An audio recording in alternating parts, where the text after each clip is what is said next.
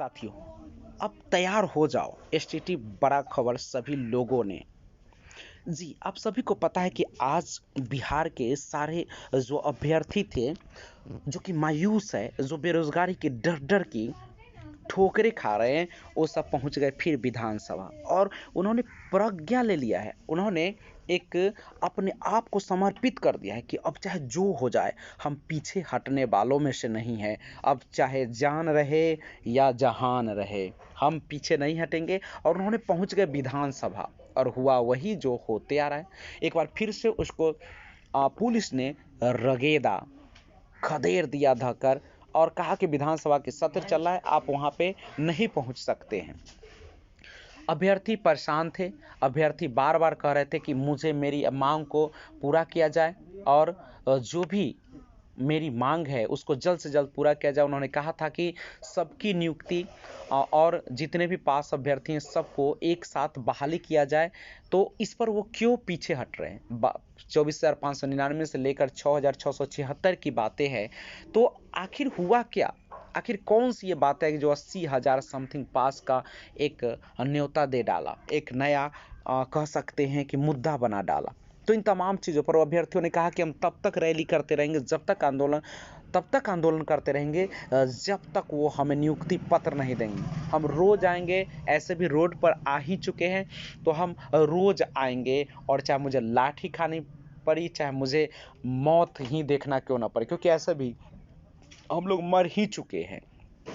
बेरोजगारी की मार और समाज का टॉर्चर, ये सहते सहते अब हमें जीने की इच्छा भी नहीं है। तो इन तमाम चीज़ों के बीच अभ्यर्थी परेशान है और सरकार बार बार एक आश्वासन दे रही है कि हम आप लोगों का जल्द से जल्द नियुक्ति पत्र देंगे। छठे चरण जैसे ही समाप्त होती है वैसे ही हम आपको दे देंगे नियुक्ति पत्र। लेकिन छठे चरण की बहाली दूर जा रही है अभी, और अभी सातवें चरण की बहाली में काफ़ी लेट है। उसके बाद भी सभी लोग मुकदमा कोर्ट भी पहुंच चुके हैं, लेकिन उससे ज़्यादा फायदा तो नहीं होगा। लेकिन कहीं ना कहीं डिले होता नजर आ रहा है। तो सरकार को एक क्लियरेंस देना चाहिए कि आखिर क्या चाहती है, क्या कहना चाहती है, और एक डेट दे देना चाहिए कि हाँ, आप लोगों की बहाली प्रक्रिया इतने दिनों में शुरू हो जाएगी। और चूंकि ये जो सारा सेंट्रलाइज्ड है, वह ऑनलाइन आवेदन है, कहीं जाने की ज़रूरत नहीं है, तो उसमें कोई परेशानी नहीं है। आवेदन लेंगे और तुरंत, चूंकि जितने सीट है उतने आप ऊपर से ही उठा लेंगे और जहां आपको भेजना उस तरीके से भेज देंगे।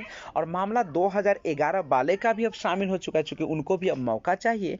तो ये सारी चीज़ें एक तरह से गोल मटोल होती नजर आ रही है और कहीं भी अभ्यर्थी जो है से जा तो रहे हैं, लेकिन उनको कुछ फायदा नहीं मिला, लिखित आश्वासन नहीं मिला है, और अपने सारे काम छोड़कर, हर चीज़ को त्याग कर वो पहुंच रहे हैं। और न जाने उनके भविष्य के साथ क्या हो रहा है, उनके बाल बच्चे के साथ क्या होगा।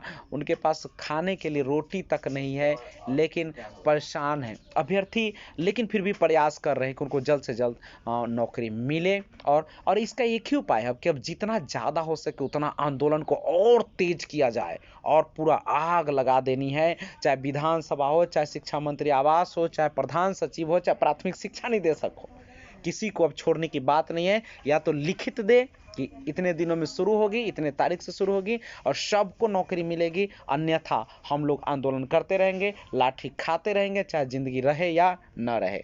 ऐसे भी हम लोग मर ही चुके हैं।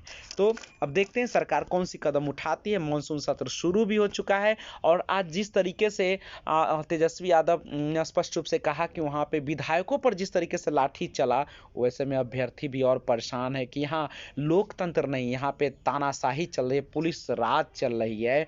तो इन तमाम चीज़ों को अब नीतीश कुमार को थोड़ा सा सुनना पड़ेगा, थोड़ा सा अमल में लाना होगा और बेरोजगारी को दूर करना होगा। जो उनका वादा था नौकरी देने का, उसको पूरा करना पड़ेगा और तभी जाके बिहार की स्थिति सुधरेगी। अन्यथा हम पिछड़े के पिछड़े रह जाएंगे और सारे जो लोग हैं वो नक्सलवादी बनने पर भी उतारू हो सकते हैं। कि क्या करेंगे, बेरोजगारी के आलम इतना बढ़ गया है कि अब हद हो चुकी है। तो इन तमाम चीज़ों को ध्यान में रखते हुए आखिर एसटीटी बड़ा खबर आया है कि शिक्षा मंत्री बार बार कह रहे हैं कि आप सभी को नियोजन नहीं, नियुक्ति दी जाएगी और सबों को, इसलिए धैर्य रखें। लेकिन धैर्य शब्द अब पुराना हो चुका है, अब उनके बातों पर विश्वास भी नहीं होता है। तो अब क्या किया जाए, अभ्यर्थी करे तो क्या करे। अब एक ही चीज़ बच चुका है, आंदोलन, ट्विटर कैंपेन और विभिन्न प्रकारों से सरकार पर दबाव बनाना, और इसमें सबसे अहम भूमिका निभा सकती है तो है मीडिया।